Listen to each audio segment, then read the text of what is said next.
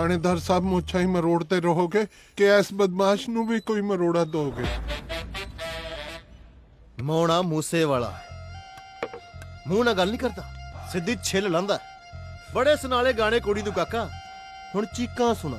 ਲੰਬਿਆ ਪਾਓ ਇਹਨੂੰ। जी जनाब। ਹੁਣ ਛਿੱਤਰ ਪਰੇਡ ਹੋਏਗੀ ਉਹਦੀ।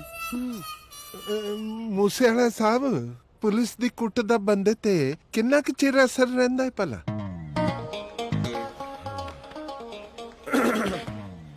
ਬਸ ਏਦਾਂ ਸਮਝ ਲਾ ਕਿ ਪੁਲਿਸ ਦਾ ਕੁੱਟਿਆ ਬੰਦਾ ਖਾਕੀ ਰੰਗ ਦੇਖ ਕੇ ਸਾਰੀ ਜ਼ਿੰਦਗੀ ਖਾਕੀ ਪੱਤੀ ਵਾਲੀ ਗੋਲੀ ਮੰਗਦਾ ਹੈ। ਸ਼ਾਬਾਸ਼ ਏ ਤੇਰੇ। ਬਸ ਇੱਕ ਆਹੀ ਕਸਰ ਰਹਿੰਦੀ ਸੀ ਪਿਓ ਨੂੰ ਥਾਣੇ ਸੱਦਣ ਵਾਲੀ।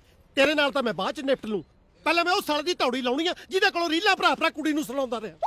ਵੇ ਹੌਲਦਾਰਾ, ਥਾਣੇਦਾਰਾ ਜੋ ਵੀ ਆ ਤੂੰ, ਇਹਨੂੰ ਆਵਾਰਾ ਨੂੰ ਚਾਰ ਲਾਈਆਂ ਵੀ ਆ ਕਿ ਰਾਤ ਦਾ ਪ੍ਰਾਹੁਣਾ ਬਣਾ ਕੇ ਬਿਠਾਇਆ ਇੱਥੇ? ਰਾਤੀ ਥੱਕੇ ਸੀ ਬੀਬੀ, ਮੈਂ ਸੋਚਿਆ ਮੁੰਡਾ ਚੰਗੀ ਤਰ੍ਹਾਂ ਕੁੱਟਿਆ ਨਹੀਂ ਜਾਣਾ, ਬਸ ਹੁਣ ਤਿਆਰੀ ਹੈ, ਮੁੰਡਾ ਲਾ ਰਿਹਾ ਪੱਟਿਆਂ ਨੂੰ ਤੇਲ। ਤੇਲ ਲਾਉਣ ਦੀ ਕੀ ਲੋੜ ਆ?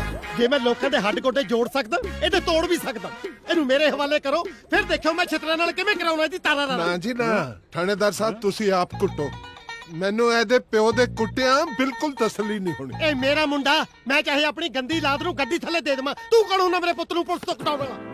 ਮੈਂ ਕੁੜੀ ਦਾ ਪਿਓ ਐ, ਇਹਨੂੰ ਪੁਲਿਸ ਤੋਂ ਨਾ ਕੁਟਾਵਾਂ, ਹੋਰ ਇਹਦੇ ਗਲ ਦੇ ਵਿੱਚ ਫੁੱਲਾਂ ਦੇ ਹਾਰ ਪਾਵਾਂ? ਫੁੱਲਾਂ ਦੇ ਹਾਰ ਤੇ ਤੇਰੀ ਕੁੜੀ ਪਾਉਣ ਨੂੰ ਫਿਰਦੀ ਆ ਮੇਰੇ ਭਤੀਜੇ ਦੇ। ਇਹਦੀ ਨਹੀਂ ਗਲਤੀ, ਮੈਂ ਗੱਲਾਂ ਮਾਰਦੀ ਮੁੰਡੇ ਦੇ ਨਾਲ। ਪਰ ਭੈਣ ਜੀ, ਫੋਨ ਤਾਂ ਤੁਹਾਡਾ ਮੁੰਡਾ ਕਰਦਾ ਹੈ। ਕਰਦਾ ਹੋਊਗਾ ਫੋਨ, ਪਰ ਤੁਹਾਡੇ ਘਰ ਜਾ ਕੇ ਤੁਹਾਡਾ ਫੋਨ ਚੁੱਕ ਕੇ ਤੁਹਾਡੀ ਕੁੜੀ ਦੇ ਕੰਨ ਨੂੰ ਤੇ ਨਹੀਂ ਨਾ ਲਾਉਂਦਾ ਵੀ ਕਹਿ ਮੈਨੂੰ ਇੱਲੂ ਇੱਲੂ। ਉਹ ਭੈਣ ਜੀ ਠੰਡ ਰੱਖੋ। ਕਿਉਂ ਠੰਡ ਰੱਖਣ ਨੂੰ ਭੈਣ ਧੁਨੀ ਤੇ ਬਰਫ਼ ਦੀ ਸਿੱਲੀ ਬੱਲ ਵੇ, ਅੱਗ ਦੋਏ ਪਾਸੇ ਲੱਗੀ ਆ। ਠੰਡ ਕੱਲੇ ਮੁੰਡੇ ਵਾਲਿਆਂ ਨੂੰ ਰੱਖਣ ਨੂੰ ਕਹਿ ਰਹੇ ਹੋ? ਛੱਡੋ ਸਾਡਾ ਮੁੰਡਾ। ਉਹ ਮੁੰਡਾ ਤੁਸੀਂ ਬੇਸ਼ੱਕ ਲੈ ਜਾਓ, ਪਰ ਇਹਨੂੰ ਸਮਝਾ ਦਿਓ ਚੰਗੀ ਤਰ੍ਹਾਂ, ਮੈਂ ਦੁਬਾਰਾ ਇਹ ਹਰਕਤ ਬਰਦਾਸ਼ਤ ਨਹੀਂ ਕਰਾਂਗਾ।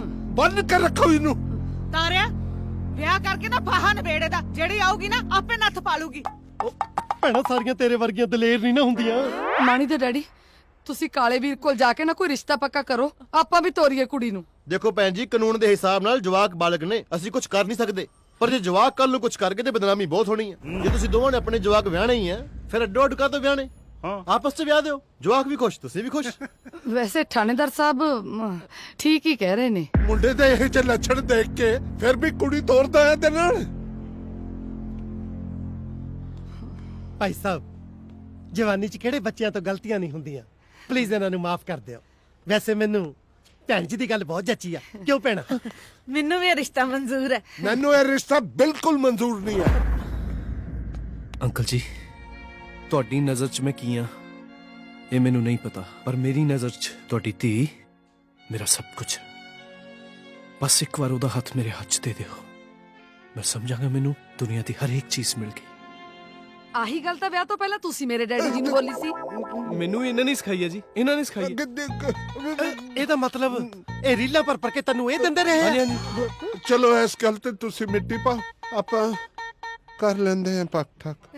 ਹੈ ਸਾਡੀ ਤਾਂ ਜੀ ਰੱਬ ਨੇ ਸੁਣ ਲਈ, ਨੀ ਥਾਣੇ 'ਚ ਕੌਣ ਸੁਣਦਾ? ਬਹੁਤ ਬਹੁਤ ਵਧਾਈਆਂ ਜੀ, ਬਹੁਤ ਬਹੁਤ ਮੁਬਾਰਕਾਂ। ਕਿੱਥੇ ਆ ਬੇਟੇ ਘਬਰਾ ਨਾ, ਨਿੰਮਾ ਬਿਲਕੁਲ ਠੀਕ ਹੈ। ਨਿੰਮਾ ਨਹੀਂ, ਮੇਰੀ ਸਨੀ ਕਿੱਥੇ ਆ? ਉਹ ਸਨੀ ਨੂੰ ਮਾਰ ਗੋਲੀ।